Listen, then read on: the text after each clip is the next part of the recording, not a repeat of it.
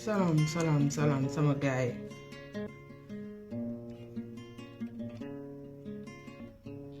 xam naa live bi du gudd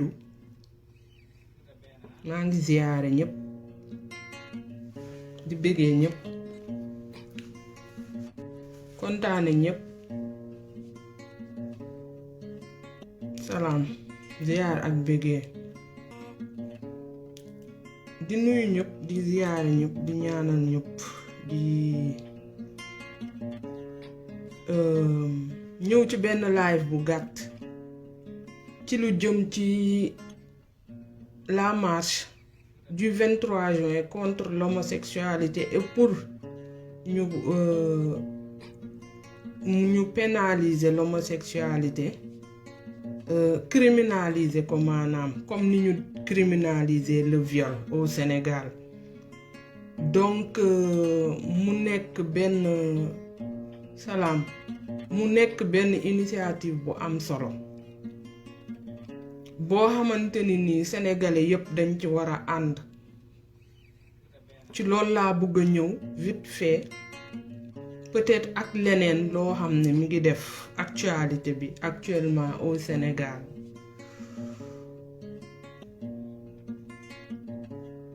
donc ak yeneen bagage peut-être bu ci xajee ñi ngi nuyu ñëpp ñu ci live bi di ziyaare ñëpp di wax encore une fois nañu libérer suñu frères yi ñu téye jamono yi Ndongo Diop et compagnie waaw ñi ngi un peu partout ñi ngi Dakar Ziguinchor Diourbel donc ñi ngi ñaan encore une fois ñu libérer leen ñu dem seen kër ñibbi parce que dañu am ay njaboot waaw woor nañu ba wari fekk na leen fa donc metti na daal waaw les conditions au Sénégal yéen a ma gën a xam les prisons waaw donc nañ leen libérer ñu ñibbi seeni kër nañ leen libérer du dëgg donc pour ñëw ci la marche du 23 mai à 10h ca place de l'Obélisque na ci sénégalais yëpp génn na ci ñëpp génn taxaw dooleel ñi nga xam ne ñooy ànd sàmm jikko yi di xeex wàllu góor jigéen ci suñu réew waa ànd sàmm jikko yi ñoom nee nañu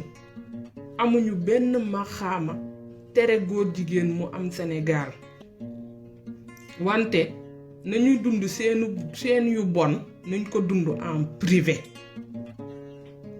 Loi Sénégal la constitution sénégalaise ñoom terewuñu góor jigéen am Sénégal terewuñ ko xalal nañ leen ci benn pàcc pour di leen di protéger mais maintenant c'est au peuple parce que bu ñu fàttalikoo y a 5 ans wala 6 ans à l'époque suñu président Macky Sall dem na télé ne homosexuels yi amuñu benn problème ak l'état sénégalais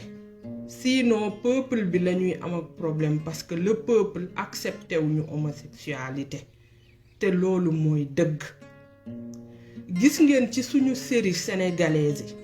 dañuy jël ay xale yu góor yu très efféminé di leen joueloo ay rôle gis ngeen suñu série yi ñu jël xale bu jigéen ancienne Miss Sénégal bokk na ci xale yi gën a rafet Sénégal ñu joueloo leen rôle lesbienne mu taxaw di wax ak moroomu jigéenam naan ko di nga bàyyi sama jabar gis nañ ko yooyu lañu bëggul mu am suñu réew te am nañ ci droit réew yi ñu nekk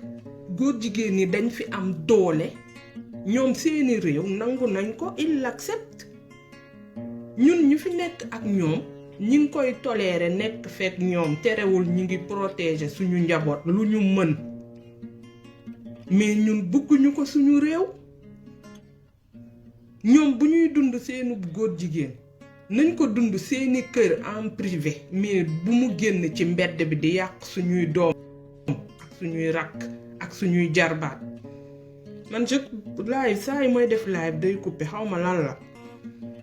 maa ngi jéggalu bëgguñu mu am suñu réew ñun am nañ ci droit dañ ko war a xeex góor jigéen yaa nga Sénégal na fa xuus fit lañ leen war buggu la may fit lañ leen warul may ba ñuy génn am fa benn taxawaay Sénégal on est un pays 100% de croyants ay woyi ngëm ñoo fa dëkk amul benn diine bu nangu mbiru góor jigéen amul na ci ñëpp jàpp na ñëpp génn le 23 na ñëpp dem ànd leen ak seeni doom parce que xale yi dañ leen war a xamal ràññeet leen lu baax ak lu bon mbiru góor jigéen bokk na ci li gën a yàlla gën a bonal ci luy kaw suuf xam ngeen histoire bi à l'époque ñu ko doon dund jamono benn yonent yàlla dafa wëlbati suuf bi nga xam ne loolu bon na bugguñu ko suñu réew kuy góor jigéen kuy lesbienne dund ko sa en privé mais duñ la may nga génn ci biti di dund sa say yu bon di yàq suñuy doom ñi ñu koy defloo ñëpp rôle yooyu ay c'est des femmes wala c'est des hommes influenceurs te Sénégal xale yi dañoo mën a toppandoo soo gàddoo saak ñu gàddu saak soo musooroo ñu musooru loo wax ñu wax ko parce que dañ lay fan du dëgg le 23 mars bi na ci ñëpp jóg na ñëpp génn ne dañu bëgg ñu criminaliser góor jigéen na peuple bi wane ne ñun bëgguñu mbiru góor jigéen suñu réew bëgguñu ko tubaab yi ñuy jéem a toppandoo dañ ñoo raw tubaab yi duñu suñu moroom ci lenn nag ci lenn bu dee justice bu équitable ñooñu ci raw bu dee réew mu organisé ñooñu ci raw bu dee nit yu nite ñooñu ci raw lii moo am dañ koy wax ñoom ils sont en avance ñun suñu nelaw doyul ñun xamaguñu fu ñuy teg suñu tànk ñun ay toppekat lañu on est des suiveurs ay toppekat lañ fokk ñu artu suñu njaboot na ñëpp jóg na ñëpp génn ci marche boobu ne bëgguñu mbiru góor jigéen bëgguñu ko yaa xëy dimbulaana bëgguñu ko suñu réew suñu ay doom suñu ay rakk suñu ay jarbaat lañuy protéger peut-être ñun mucc nañ ci mais le futur bii ñëw ëllëg xale yooyu ñiy soog a juddu et cetera ak ñi toll ci dox mën a dox ñu toll ci jàng wax man yenn saa yi dañuy seetaan ay publicité nga gis ñuy wane ñaari góor laxasoo di fóon sama doom bi ne ma maman taf gémmiñam ma ne ko ñii dañu feebar bu ko gisee dana ma maman lu tax lii ay góor yu fóon ma ne ko ñii dañu feebar ñii seen dañu am lu nekkul seen yaram yi lu feebar dañ leen war a faj loolu laa leen di wax xale bu ndaw day xam ne lii c'est pas normal Sénégal nee nañu ñoom loi bi ak constitution bi acte contre nature la ñuy bañ saa xëy timbulaane lan mooy acte contre nature man samay tubaab leerul acte contre nature kay mooy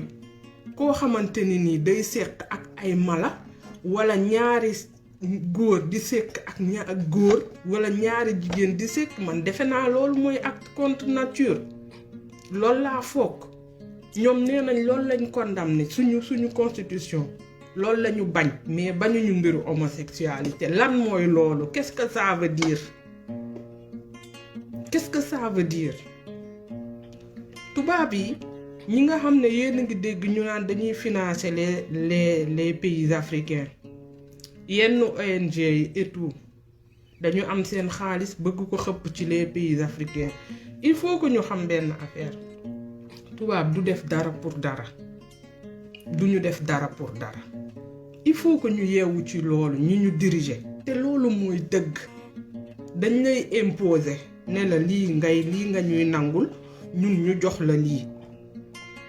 soo nangoo ñu jox la alal ju bari nga may leen doole ci réew yi ci seeni réew yéen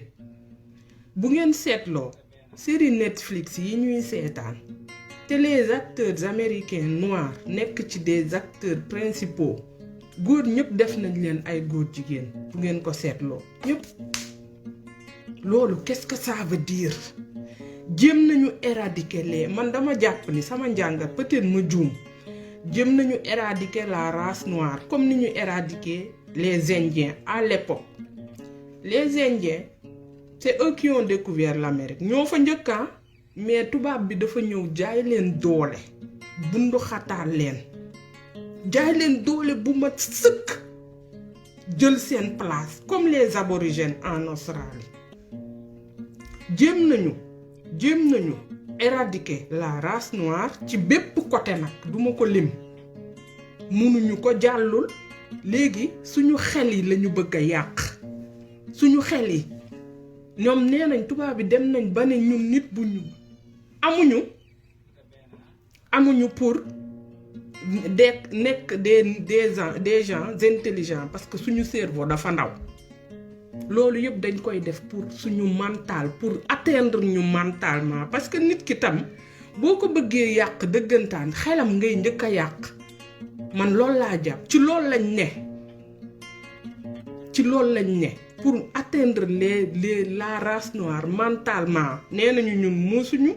nee nañu ñun suñu góor yi léegi sax dootuñu ay góor def nañu góor yëpp ay góor jigéen ci les séries Netflix bu ngeen seetloo góor ñëpp ay homosexuel lañ bugguñu ko suñu réew bu ñu neexee